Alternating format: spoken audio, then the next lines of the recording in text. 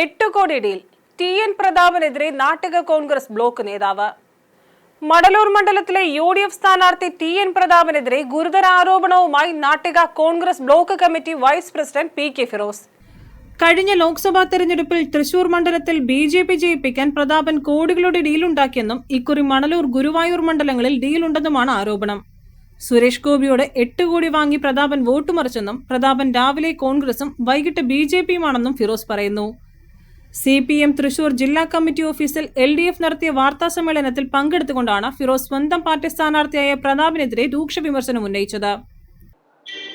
കഴിഞ്ഞ പാർലമെന്റ് തെരഞ്ഞെടുപ്പിൽ സുരേഷ് ഗോപി ജയിപ്പിക്കുന്നതിന് വേണ്ടി ടി.എൻ. പ്രതാപൻ നടത്തിയ ഇടപെടൽ എന്ന് പറഞ്ഞാൽ നിങ്ങൾ കൃത്യം മനസ്സിലായത്.